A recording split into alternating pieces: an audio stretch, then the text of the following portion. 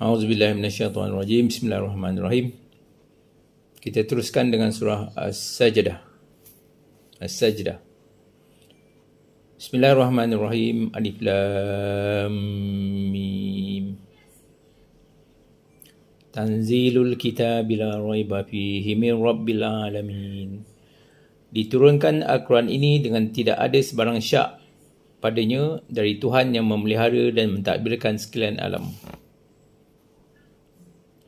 Am yakuluna iftarah bal huwal haqqu min rabbika litunzira qauman ma atahum min nadhirin min qablik la'allahum yahtadun. Orang-orang kafir tidak mengakui hakikat yang demikian, bahkan mereka mengatakan dialah Muhammad yang mengadakan Quran menurut rekaannya. Dakwaan mereka itu tidaklah benar, bahkan Al-Quran ialah perkara yang benar dari Tuhanmu. Wahai Muhammad, supaya engkau memberi ingatan dan amaran kepada kaummu yang telah lama tidak didatangi sebarang pemberi ingatan dan amaran sebelumnya, sebelum mereka beroleh hidayah. Surah As-Sajdah terdiri dari 30 ayat dan termasuk dalam golongan surah-surah Makkiyah. Menurut cerita Abu Hurairah yang diriwayatkan oleh Bukhari bahawa Rasulullah SAW tiap-tiap hari Jumaat pagi waktu fajar membaca surah As-Sajdah ini dan surah Al-Ihsan. Sedang menurut cerita Jabir yang diriwayatkan oleh Imam Ahmad bahawa Rasulullah SAW tidak tidur sebelum membaca surah As-Sajdah ini dan juga surah Al-Mulk. Tafsirnya, Allah berfirman, turunnya Al-Quran yang tidak ada syak dan keraguan padanya adalah dari sisi Tuhan semesta alam. Namun orang-orang kafir dan musyrik enggan menerima kenyataan itu dan berkata bahawa Muhammad Rasulullah adalah yang mengada-adakan dan mengarang Al-Quran itu dari kemahuan dirinya sendiri. Tidak, Al-Quran adalah kitab yang hak dan benar yang datang dari Tuhanmu. Hai Muhammad, agar engkau memberi peringatan dengan Al-Quran itu kepada kaum yang belum pernah didatangi seorang Rasul memberi peringatan sebelumnya engkau. Semoga saja mereka memperolehi hidayah dan mengikuti apa yang hak dan benar.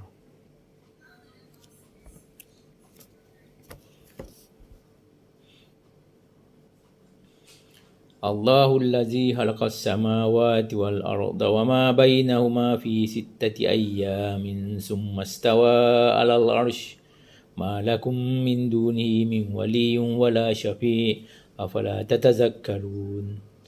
Allah Tuhan yang menciptakan langit dan bumi serta segala yang ada di antara keduanya dalam 6 masa.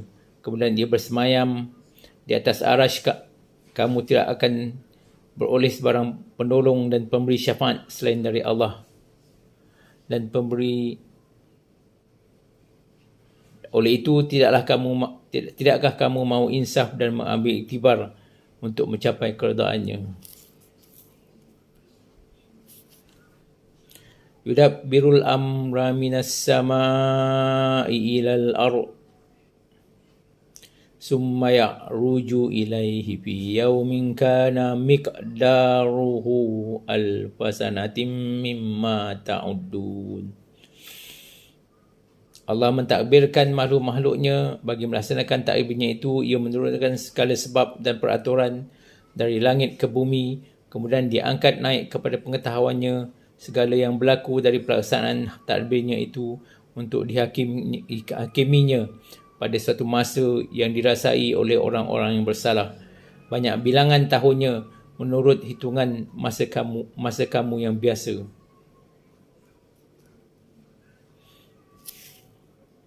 Zalika alimul ghaibi wasyahadah. Zalika alimul ghaibi wasyahadatil azizur rahim.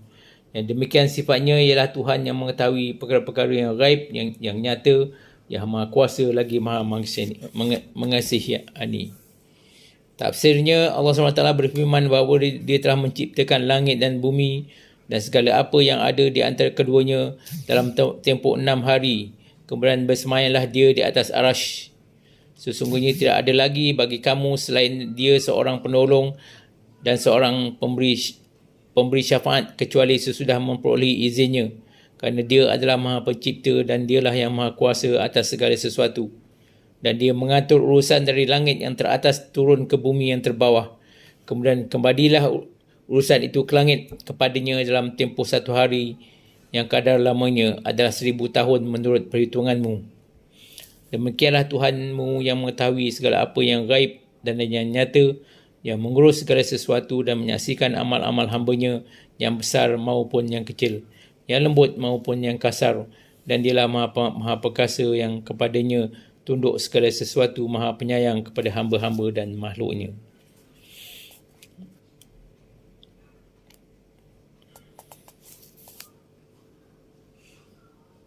Kalau tak faham, ulang balik lah ya dia punya ni. Sambung. Allazi ahsana kulla syai'in khalaqah wa bada'a khalqal insani min tin. Yang menciptakan tiap-tiap sesuatu dengan sebaiknya dan dimulakannya dimulakannya kejadian manusia berasal dari tanah. Summa ja'ala naslahu min sulalatin mimma immahin. Kemudian dia menjadikan keturunan manusia itu dari sejenis pati, iaitu dari air benih yang sedikit dipandang orang. Summa sawwahu wa nafaha fihi min ruhi wa ja'ala lakumus sam'a wal absara wal afidah qalilan ma tashkurun. Kemudian dia menyempurnakan kejadiannya serta meniupkan padanya roh ciptaannya, dan dia menggunakan kepada kamu pendengaran dan penglihatan serta hati akal fikiran supaya kamu bersyukur, tetapi amatlah sedikit kamu bersyukur. Tafsirnya, Allah berfirman bahawa dia membuat sebaik-baiknya dan seindah-indahnya segala sesuatu yang diciptakan. Dan dia telah menciptakan pada permulaannya bapa manusia, Adam, dari tanah liat, kemudian mencipta keturunannya turun-temurun dari saripati air yang hina, iaitu air mani. Dan Allah telah menyempurnakan penciptaan Adam yang dari tanah menjadi manusia utuh dengan sebaik-baiknya bentuk. Ke dalam tubuhnya ditiupkan roh dan diberikannya pendengaran, penglihatan, hati dan akal. Tetapi sedikit sekali di antara kamu yang pandai bersyukur atas segala nikmatnya, nikmat Allah dan karunia-Nya. Ayat 10. وَقَالُوا أَإِذَا ضَلَلْنَا فِي الْأَرْضِ إِنَّا لَفِي خَلْقٍ جَدِيدٍ بَلْ هُمْ بِلِقَاءِ رَبِّهِمْ كَافِرُونَ. Dan mereka yang kafir itu berkata, adakah apabila kami telah hilang lenyap dalam tanah, kami pula akan hidup semula dalam bentuk kejadian yang baru? Betulkah demikian? Mereka bukan saja tidak percaya tentang hidup semula, bahkan mereka tidak percaya tentang pertemuan dengan Tuhan. Qul yatawaffakum malakul mautil ladzi wukkila bikum summa ila rabbikum turja'un. Katakanlah, wahai Muhammad, nyawa kamu akan diambil oleh malaikat maut yang ditugaskan berbuat demikian ketika habis ajal kamu, kemudian kamu akan dikembalikan kepada Tuhan kamu untuk menerima balasan. Tafsirnya, Allah berfirman tentang orang-orang kafir dan musyrik yang tidak percaya adanya hari kiamat kelak, yang berkata, apakah mungkin bila tubuh kami telah rosak dan hancur menjadi satu dengan tanah, maka kami akan menjadi makhluk yang baru dan diciptakan lagi menjadi utuh sebagaimana keadaan kami sekarang ini. Demikianlah kata-kata mereka yang juga mengingkari mereka akan menghadapi Tuhan kelak untuk menerima balasan. Katakanlah, hai Muhammad, kepada mereka, malaikat yang diberi tugas mencabut nyawa hamba-hamba Allah pasti akan datang kepadamu dan mematikan kamu bila saatnya telah tiba. Dan perintah Allah telah turun kepada malaikat itu yang bernama Israel untuk mencabut nyawamu. Kemudian akan dikembalikan kamu kepada Tuhanmu untuk memberi tanggungjawab dan menerima pembalasan atas segala amal perbuatan selama hidupmu di dunia. Ayat 12. Walau tara izil mujrimuna nakisu ru'usihim inda rabbihim rabbana absarna wa sami'na farji'na na'mal solihan inna muqinun. Dan sungguh ngeri sekiranya engkau melihat ketika orang-orang yang berdosa itu menundukkan kepalanya di hadapan Tuhan mereka dalam keadaan malu dan hina sambil merayu, wahai Tuhan kami telah melihat dan mendengar dengan sejelasnya akan segala yang kami ingkari dulu.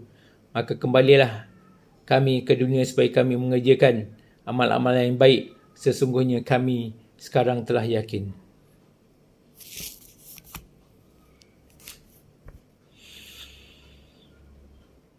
Walau syi'na la'atayna kulla nafsin hudaha walakin haqqal qawlu minni la'amla'anna jahannama minal jinnati wan nasi ajma'in. Dan bagi menolak rayuan itu, Allah Ta'ala berfirman, kalaulah kami telah tetapkan persediaan memberi hidayah petunjuk untuk beriman dan beramal soleh kepada setiap seorang dengan ketadian usaha dari masing-masing, nescaya kami berikan kepada setiap seorang akan hidayah petunjuknya sebelum masing-masing meninggal dunia supaya tidak terkena azab di akhirat. Tetapi telah tetap hukum siksa dariku, dan sesungguhnya aku akan memenuhi neraka Jahannam dengan semua jin dan manusia yang pada masa hidupnya tidak berusaha untuk beriman dan beramal. Fadhuku bima nasitum liqa'a yaumikum hadha inna nasinakum wadhuku adzabal khuldi bima kuntum ta'malun. Lalu dikatakan kepada mereka, oleh sebab kelalaian kamu, maka rasalah azab seksa kerana kamu melupai pertemuan hari kamu ini. Sesungguhnya kami pun tidak hiraukan keselamatan kamu lagi, dan dengan demikian rasalah azab yang kekal dengan sebab apa yang telah kamu kerjakan.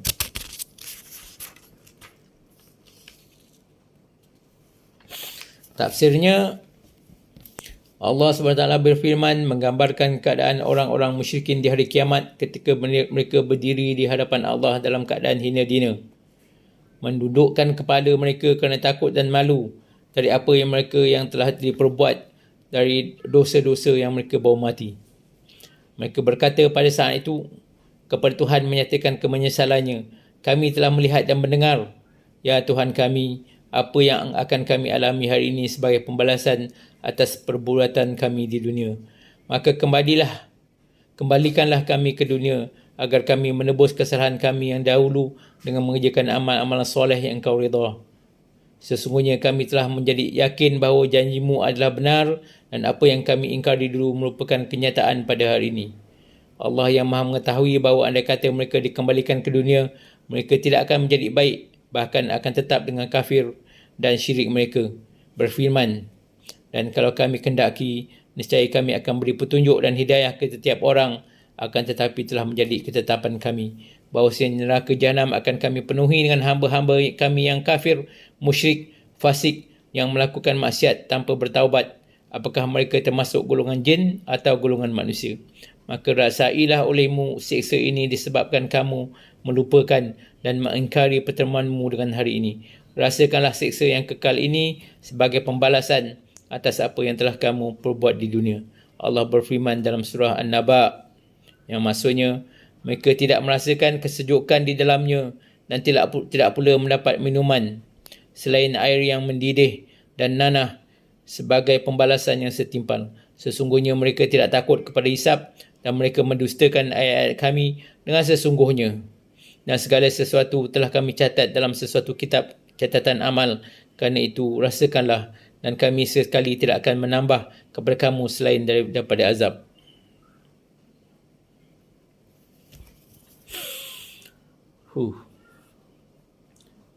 Innama yu'minu biayatina allazina iza zukkiru biha kharru sujjadan wa sabbahu bihamdi rabbihim wa hum la yastakbirun. Sesungguhnya yang sebenar-benar beriman kepada ayat-ayat keterangan kami Hanyalah orang-orang yang apabila diberi peringatan dan pengajaran dengan ayat-ayat itu, mereka segera merebahkan diri sambil sujud menanda patut taat patuh dan menggerakkan lidah dengan bertasbih serta memuji Tuhan mereka, dan mereka pula tidak bersifat sombong takbur. Tatajafa junubuhum anil madaji yad'una rabbahum khawfan wa tama'an wa mimma razaqnahum yunfikun. Mereka merenggangkan diri dari tempat tidur, sedikit sangat tidur kerana mengerjakan sembahyang tahajud dan amal soleh. Mereka sentiasa berdoa kepada Tuhan mereka dengan perasaan takut akan kemukaannya serta dengan perasaan ingin memperolehi lagi keredaannya. Dan mereka selalu pula mendermakan sebahagian dari apa yang kami berikan kepada mereka.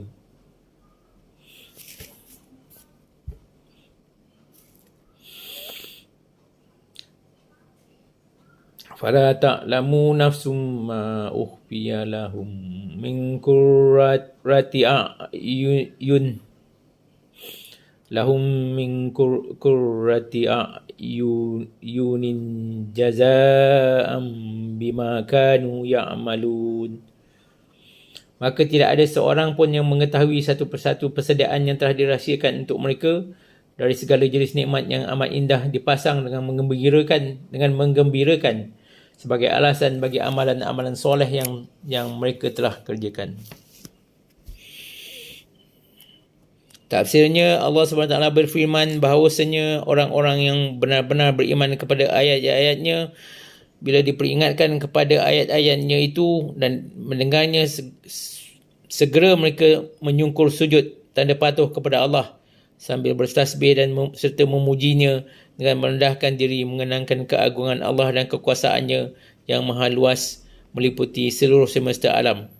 Di waktu malam mereka, orang-orang yang beriman itu menjauhkan lambungnya dari tempat-tempat tidur mereka yang empuk untuk bermunajat kepada Tuhan mereka lewat solat, melalui solat dan doa mereka dikala hamba-hamba yang lain sedang mendengkur di tempat tidurnya.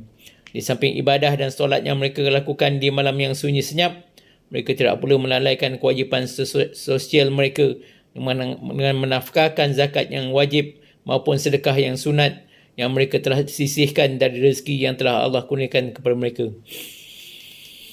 Dan tidak seorang pun di antara mereka yang mengetahui apa yang disembunyikan untuk mereka berupa bermacam-macam nikmat dan kesenangan yang menjedapkan pandangan mata sebagai balasan terhadap apa yang telah mereka kerjakan. Diriwayatkan oleh Ibnu Jarir dari Muaz bin Jabal bahawa Rasulullah SAW bersabda, artinya, maukah engkau Muaz aku tunjukkan pintu-pintu kebaikan? Puasa adalah perisai, sedekah menghapuskan dosa dan solat di waktu malam. Kemudian dibacalah ayat tataja junubuhum oleh Rasulullah. Puasa adalah perisai, sedekah menghapus dosa dan solat di waktu malam. Diriwayatkan oleh Imam Ahmad dari Abu Hurairah radhiyallahu anhu bahawa Rasulullah SAW bersabda, sesungguhnya Allah SWT berfirman, aku telah sediakan bagi hamba-hambaku yang soleh bermacam-macam nikmat yang tidak pernah dilihat oleh mata, didengar oleh telinga dan terlintas di dalam hati seseorang. Kita teruskan ayat 18.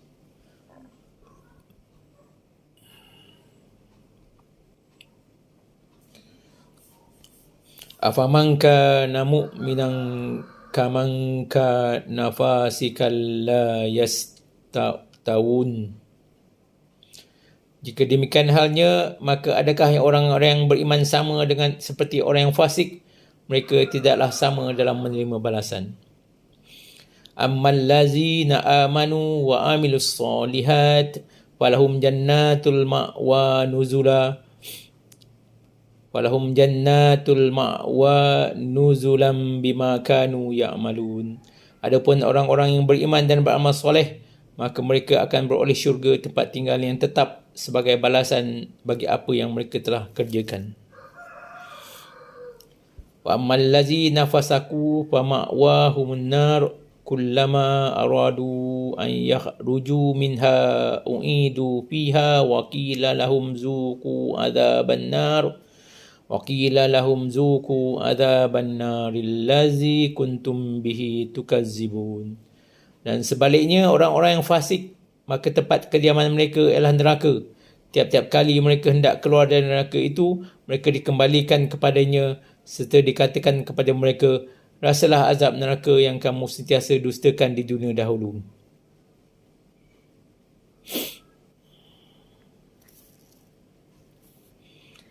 وَلَنُذِيقَنَّهُمْ مِنَ الْعَذَابِ الْأَدْنَى دُونَ الْعَذَابِ الْأَكْبَرِ لَعَلَّهُمْ يَرْجِعُونَ.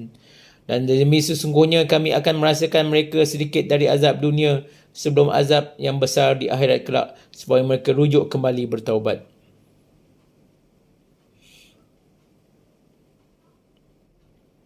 Bermaksud kadang-kadang cubaan atau azab dunia itulah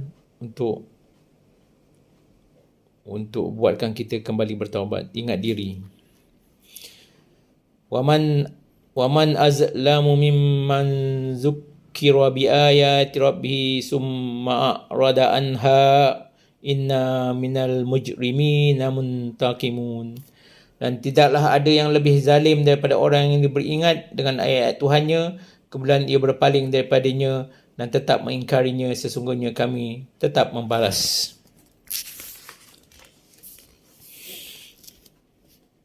Tafsirnya, Allah SWT berfirman bahawa tidaklah adil untuk memperlakukan sama di hari kiamat antara orang yang beriman kepada ayat-ayatnya, mengikuti rasulnya, dengan orang yang fasik yang mendustakan rasulnya, mengingkari ayatnya dan mendurkai perintah-perintahnya.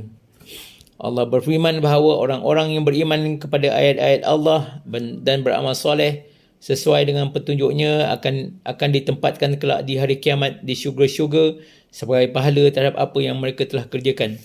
Sedang orang-orang yang fasik yang melanggar perintah-perintah Allah, tempat mereka kelak di hari kiamat adalah neraka yang mereka akan kekal mendiaminya. Tiap-tiap kali mereka hendak keluar daripadanya, dikembalikan mereka ke dalamnya dengan tangan dan kaki mereka terbelenggu, seraya kepada mereka dikatakan, rasakanlah siksa neraka yang dahulu kamu dustakan.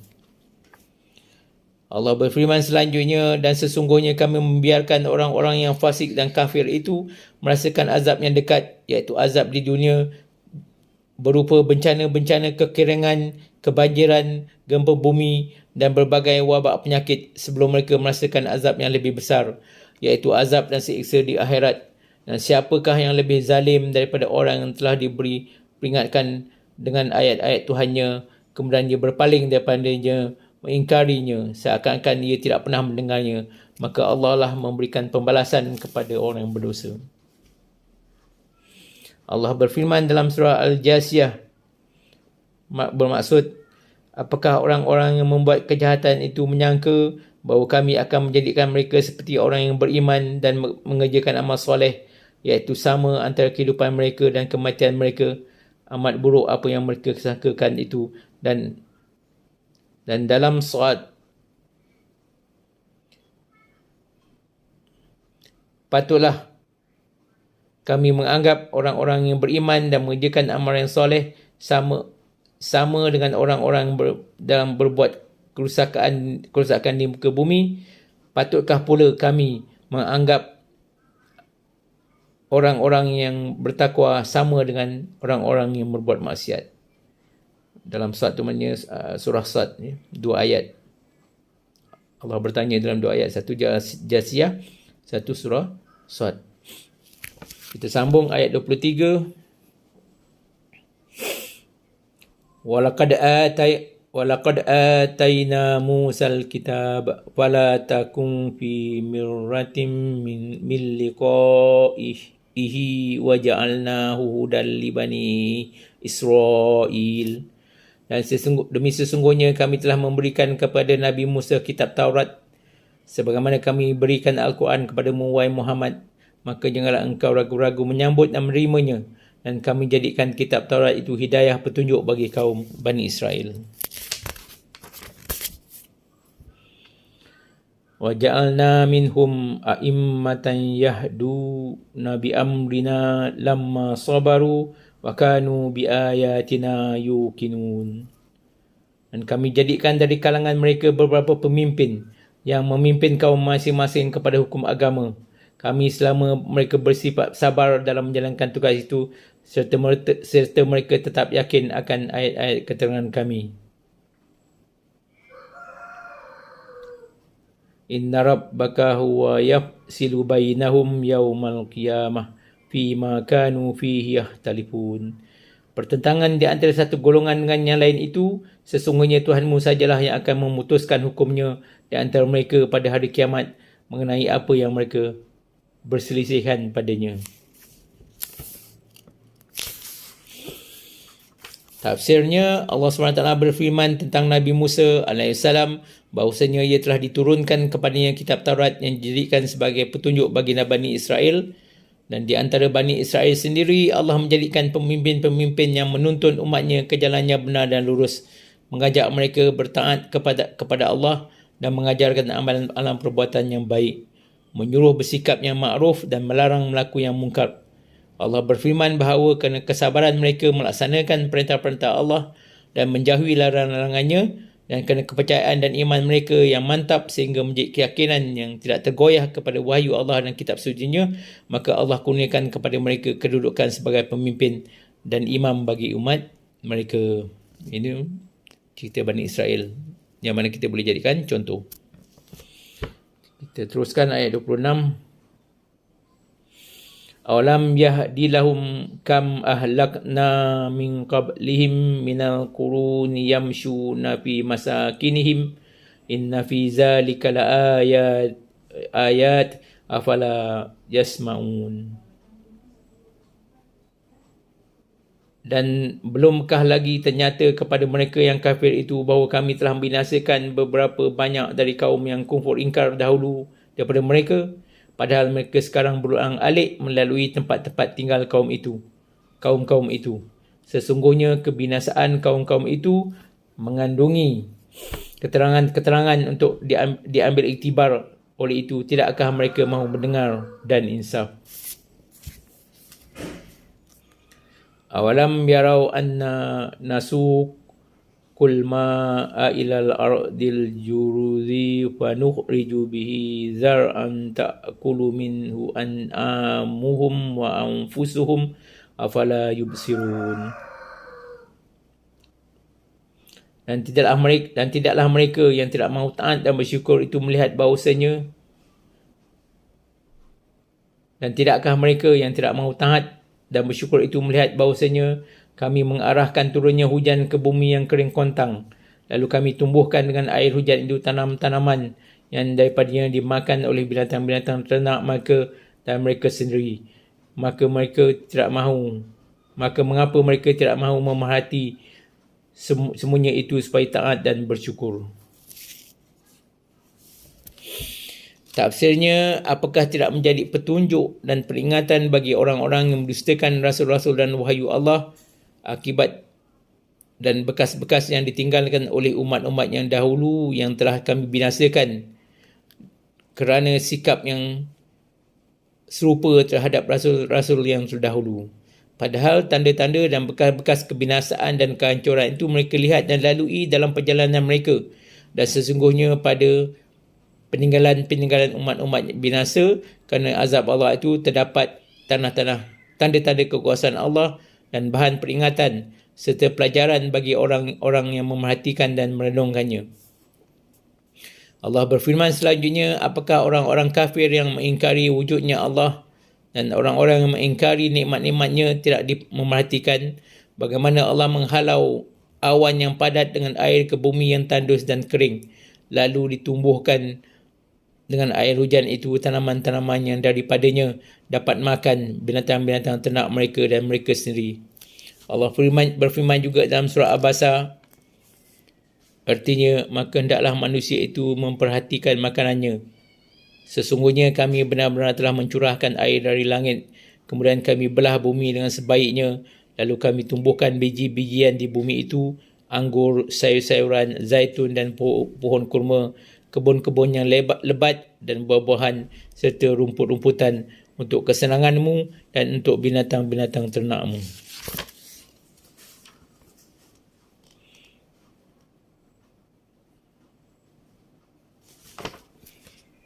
Allah suruh kita tengok balik apa yang kita makan ni, bagaimana prosesnya daripada air hujan, daripada awan jadi air hujan turun ke bumi, kemudian Allah tumbuhkan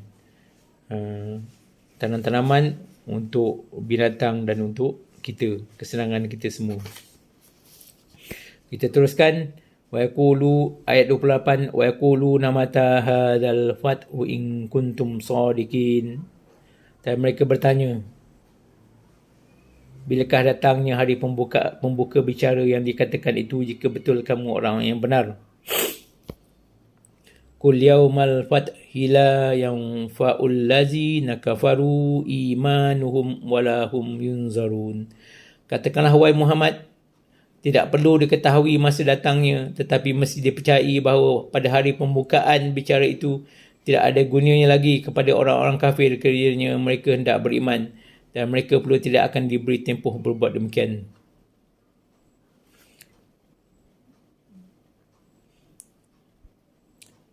Wa'rid anhum wantazir innahum muntazirun. Oleh itu, janganlah engkau hiraukan mereka dan tunggulah kesudahan mereka, sesungguhnya mereka pun menunggu kesudahanmu. Tafsirnya, Allah SWT berfirman tentang orang-orang musyrikin Quraisy yang bertanya-tanya kepada Rasulullah dengan nada mengejek dan mengolok-olok. Bilakah datang hari kemenanganmu, hai Muhammad, di atas musuh-musuhmu yang mengingkari kenabianmu dan selalu menentangmu? Kami melihatmu dalam keadaan takut dan sembunyi-sembunyi. Allah berfirman, katakanlah hai Muhammad kepada mereka, hari kemenangan kami pasti akan datang, dan pada hari kemenangan itu, hari turunnya pembalasan Allah dan murkanya atas kamu. Tidaklah akan berguna bagi kamu iman kamu, dan tidak pula kamu akan diberi tangguh. Dan berpalinglah engkau, hai Muhammad, dari orang-orang kafir itu, dan tunggulah saat datangnya hari itu, dan biarlah mereka menunggu. Allah tidak akan luput janjinya bahawa engkau akan dimenangkan atas musuh-musuhmu dan musuh-musuh Allah itu. Alhamdulillah. Itu tamatnya tafsir surah Sajadah. Moga bermanfaat. Wallahu a'lam bissawab.